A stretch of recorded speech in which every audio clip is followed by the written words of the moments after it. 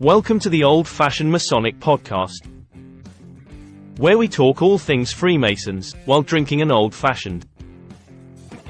If you're not already a subscriber, please hit that subscribe button now.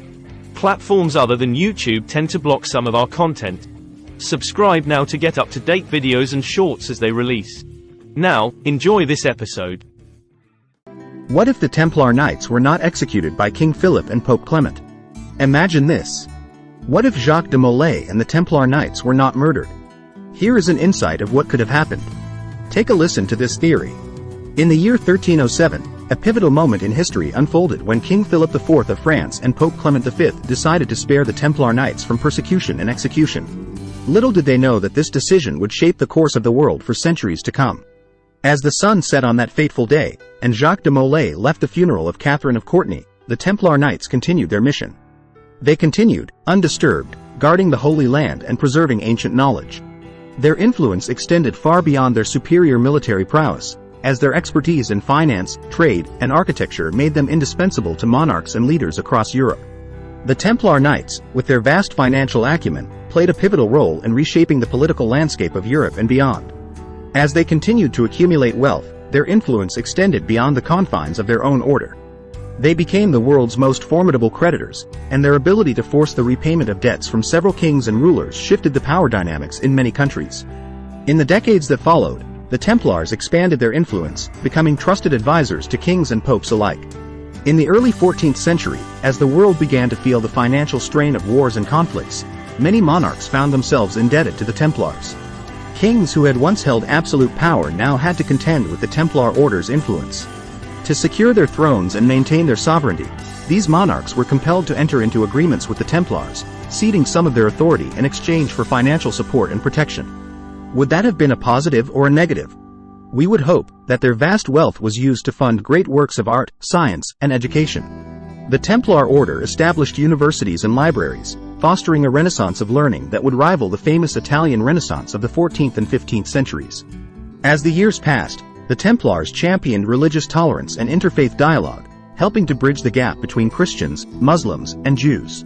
Their commitment to diplomacy rather than conquest allowed for the peaceful coexistence of these faiths in the Holy Land, setting a precedent for religious harmony that would be emulated around the world.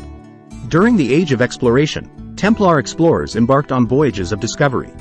They charted new lands, exchanged knowledge with indigenous peoples, and promoted cultural exchanges. They may have landed in what we know as the United States first.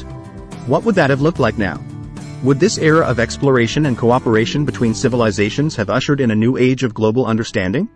In this scenario, the Enlightenment, which typically began in the 17th century, was accelerated by the Templars' emphasis on knowledge and reason. This intellectual movement led to rapid advancements in science, technology, and governance. The Templars played a pivotal role in promoting democratic ideals and the separation of church and state. By the 20th century, the world was a vastly different place.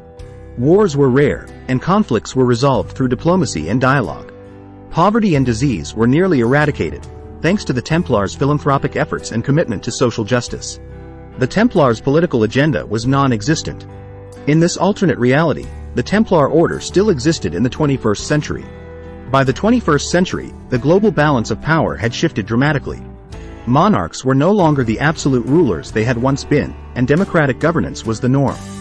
The Templars, while still guardians of financial stability, had transitioned into a global council of wise advisors, fostering cooperation among nations and ensuring that the lessons of history were not forgotten. They had evolved into a global organization dedicated to preserving peace, fostering education, and advancing human rights. From a financial standpoint, would the Templar Knights be the Fed that we know today? Our hopes in this scenario: that the Templar Knights symbol, the cross within the shield, became a universal emblem of hope and unity. Today, the world stands as a testament to what could have been if King Philip and Pope Clement had chosen a different path in 1307. It is a world where the Templars, once persecuted, became the champions of progress and harmony, guiding humanity toward a brighter future had they not been wrongly executed. The legacy of their compassion, wisdom, and dedication to the betterment of humanity continues to inspire generations, reminding us of the potential for greatness that lies within us all. Think about this though, had the Templar Knights not been executed, would Freemasonry be what it is today? Give us your thoughts of what you think would have happened had the Knights not been executed and went into hiding. Comment below.